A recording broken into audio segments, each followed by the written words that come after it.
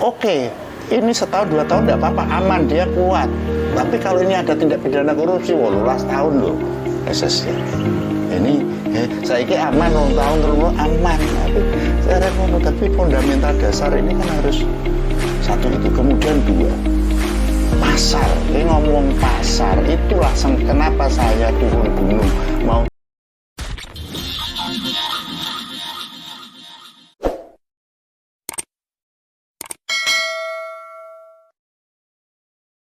Assalamualaikum warahmatullahi wabarakatuh.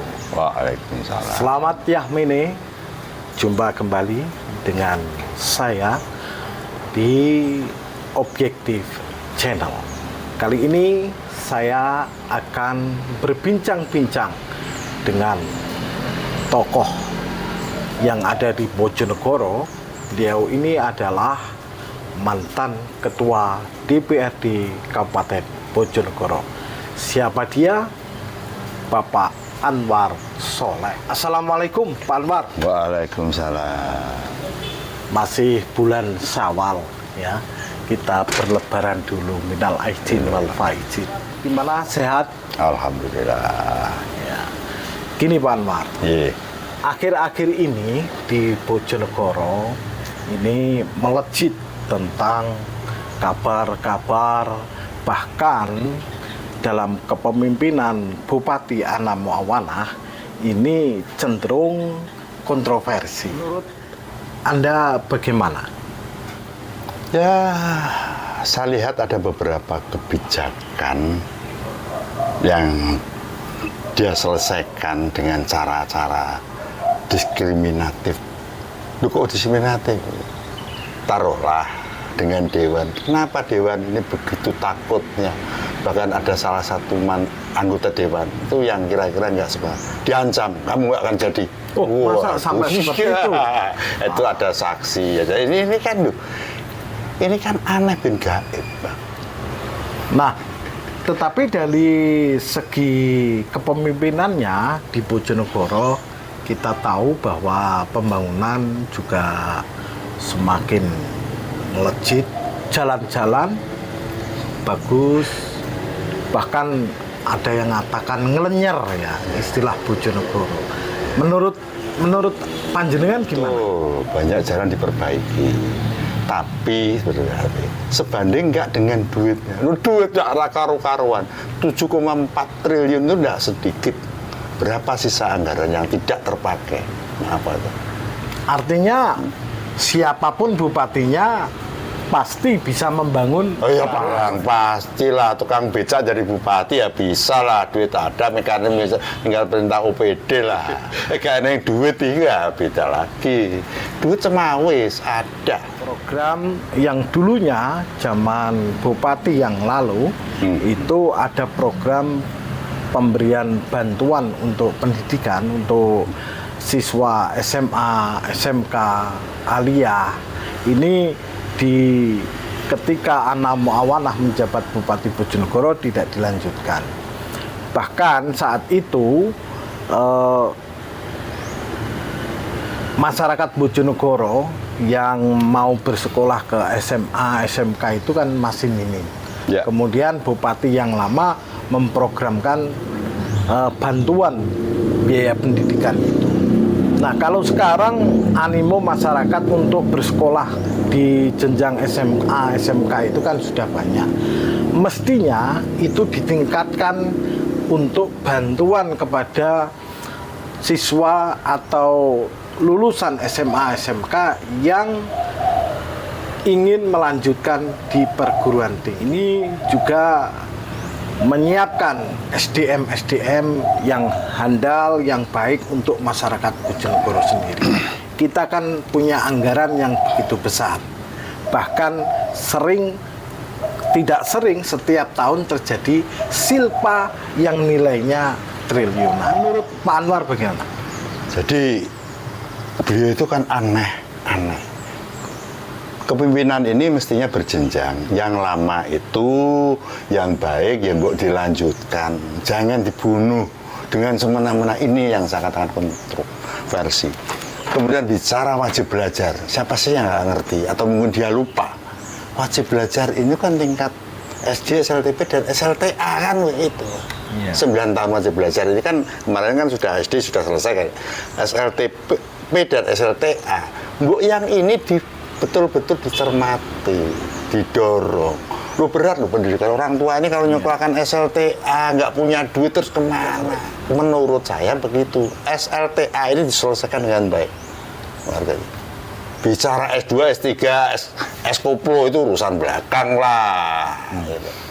Mestinya untuk mereka didorong untuk ke perguruan tinggi dan diberikan bantuan pendidikan. Ya.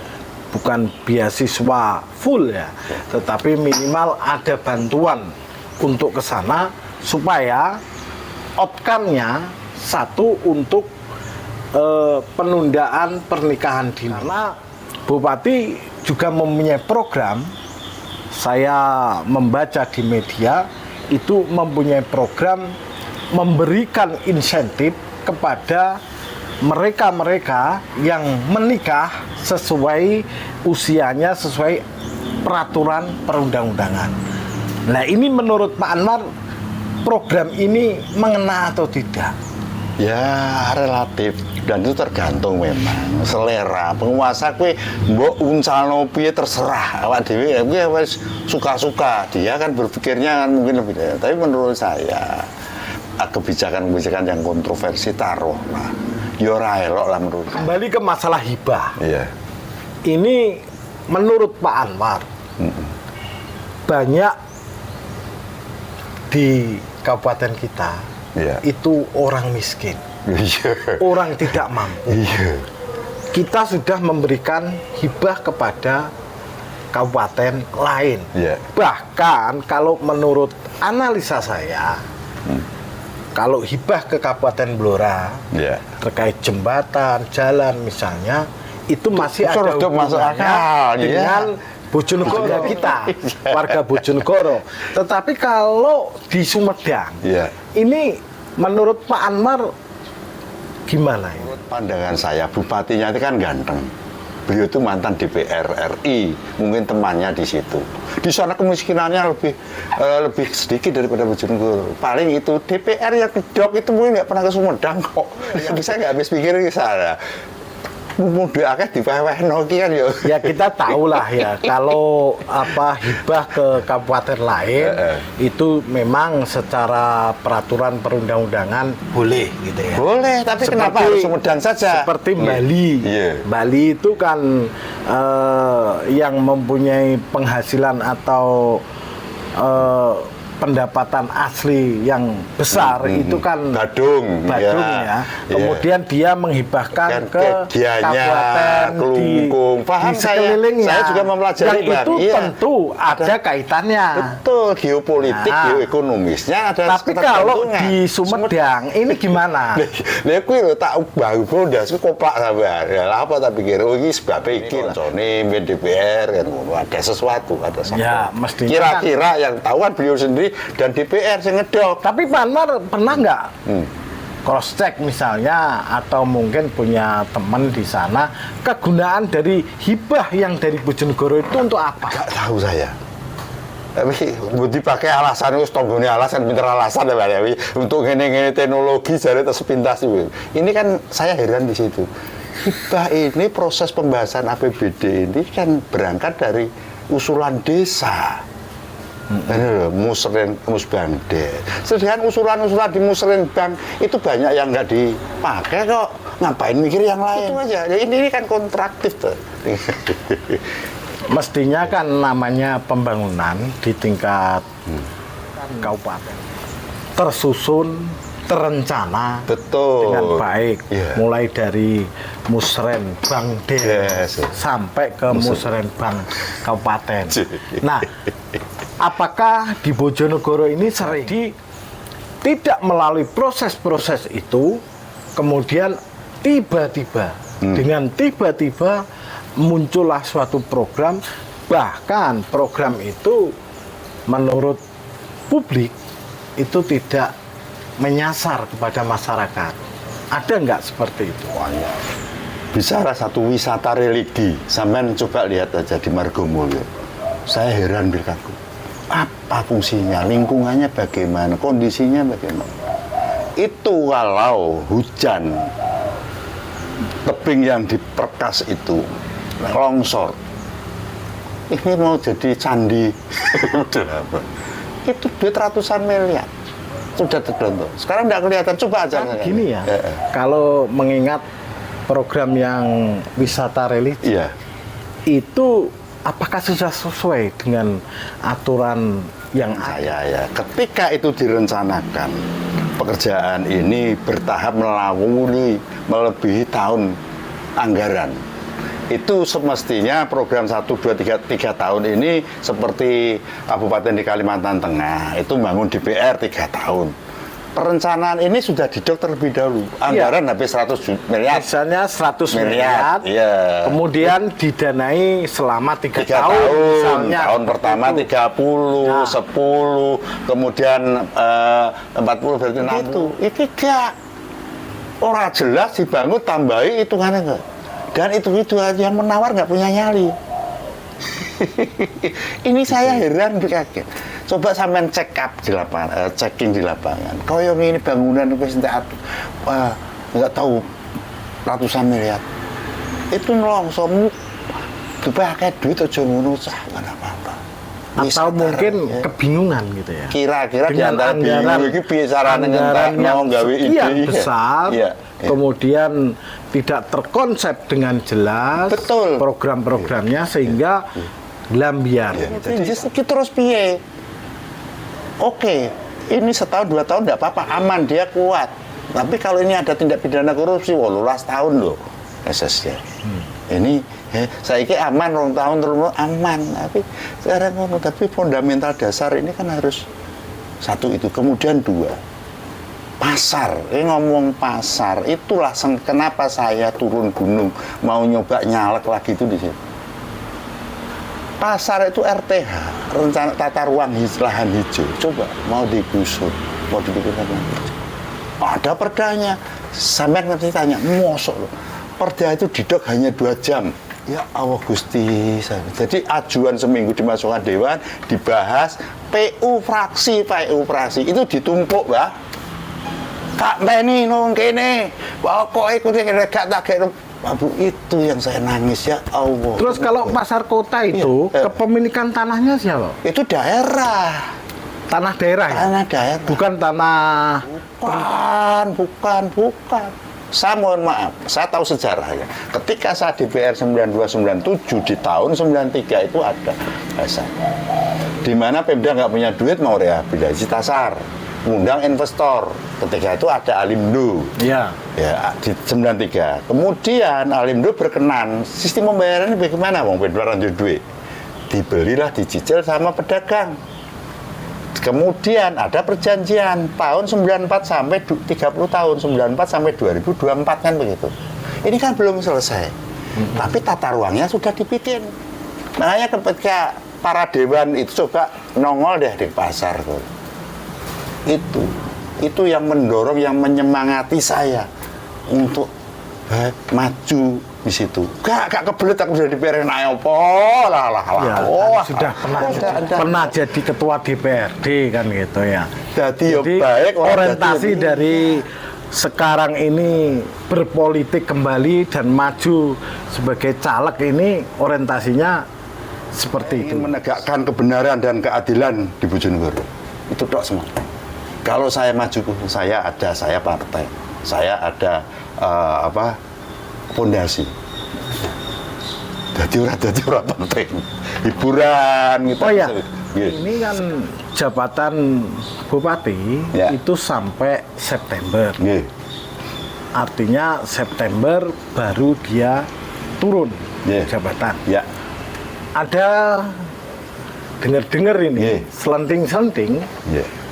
Ana Muawanah ini akan maju ke DPR RI. Nah, itu kan berarti harus mundur terlebih dahulu dari jabatan bupati. Menurut kajian jenengan bagaimana? Ketika dia daftar, pendaftaran caleg ini dibuka tanggal 1 sampai 14 Mei sekarang ini. Kalau beliau mau nyalek di DPR RI, semua persyaratan harus ada. Dan sekaligus dia membuat surat pengunduran diri. Surat pengunduran diri ini disampaikan kemana? Satu, Mendagri, Gubernur, kemudian DPRD diberi tembusan. Itu loh, Pak. Lah, DPR nanti membiarkan atau memutuskan diparipurnakan, diberhentikan urusan. Artinya setelah dia memberitahukan kepada DPRD, kemudian DPRD menggelar paripurna, memutuskan untuk diberhentikan, kemudian diajukan ke Mendagri. diajukan ke Mendagri. Ya. Selama belum turun surat dari Kemendagri, apakah sudah dianggap mundur atau masih bisa? Masih bisa. Ini kan permainan politis, permainan strategis. Aturannya mundur, tapi DPR nggak mau ngedok, diolor-olor. Cuma ketika proses sebelum DCT antara tanggal 20 September sampai 11 ingat saya itu 11 Oktober dia harus ada surat. Tapi dia kan sudah nggak jadi bupati lagi. Kalau wakil ini kayaknya kemarin dia sudah ngomong di WA Group itu memang mau maju ke caleg DPR RI. Tetapi kalau yang bupati kita baru dengar-dengar. Belum mendengar langsung dari yang bersangkutan. Cuma kali ini kita sedikit membahas barangkali kalau benar-benar jadi maju, persyaratan semuanya harus di tanggal 14 ya. Ya, 14 Mei ini masuk ke KPU. Nah, apakah mungkin, apakah bisa setelah nanti sebelum penetapan DCT, bukan DCS ya, DCT itu baru disusulkan. Mungkin nomor urut yang akan ditempati itu sudah disiapkan orang dan akhirnya mundur. Kemudian digantilah dia. Apakah mungkin seperti itu? Kalau prediksi. Artinya gini Pak, mungkin itu berdasarkan aturan gitu. Itu mungkin. Tapi tahapan ini kayaknya akan ketat, Pak. Ketatnya gimana? Proses pendaftaran 114. Ya yang sudah daftar itu yang bisa mengisi, memindah. Nggak bisa. Kalau orang belum terdaftar, maaf aja, tiba-tiba nongol DJT, nggak bisa. Makanya semua partai harus cerdas, harus cermat. Permainan masa lalu ini penumpang gelap reformasi harus benar-benar kita tegakkan. Makanya itu bagian saya dalam konteks kenapa saya harus nyalek. Ketika saya harus nyalek, legal standing. Sekali legal standing, saya selaku peserta, saya akan mengawasi, ikut serta. Kalau saya di luar rakyat jelata, enggak. Makanya saya cari hiburan, ikut nyalek. Kelihatannya jenengan dengan Bupati Anamo Awanah ini kan selalu beda pandangan, beda prinsip mungkin ya. Saya tidak mengatakan ada perseteruan, tidak. Kita sama-sama Muslim, tapi beda pandangan, beda pendapat, beda prinsip. Nah, kalau misalnya Anamo Awanah ini maju kembali ke periode yang kedua, apakah panjenengan juga mendukung? Apakah dia bisa maju atau tidak kan belum, itu nanti. Ya, kita anggap semua serba mungkin. Serba mungkin. Saya secara pribadi tidak ada permasalahan. Ya, betul. Kebijakan saja kita beda. Saya setuju itu. Jadi, saya pribadi tidak ada persoalan. Ada masalah. Hanya beda polisi, dia punya kewenangan. Kita itu siapa tahu diri rakyat jelata melihat kok ini yo. Hanya itu doang. Kembali kepada tadi, seandainya beliaunya ini maju kembali ke periode kedua, itu apakah mungkin panjenengan mendukung? Itu hak dia untuk maju. Tapi kalau dia maju, saya akan cari calon lain yang berkenan untuk maju. Karena isunya ini kan semua partai dikendalikan sama dia. Dia akan calon tunggal, kayak Ngawi. Ya. Saya akan berusaha, siapa calon yang mau, siapa yang mau nyalonkan, insya Allah saya akan dukung. Asal bukan Bu Ana. Artinya beda prinsip Beda ini prinsip. tidak akan berhenti Iya. sampai di satu periode ini. Iya. Oke, terima kasih Pak Anwar ya. Tadi saya bincang-bincang dengan Bapak Anwar Soleh yang tentu adalah tokoh masyarakat Bojonegoro yang beliaunya juga pernah menjabat Ketua DPRD Bojonegoro. Saya tadi menyuguhkan tentang percakapan perbincangan saya dengan Bapak Anwar Soleh dan sekarang Andalah yang menilai dan memutuskannya. Wassalamualaikum warahmatullahi wabarakatuh. Waalaikumsalam.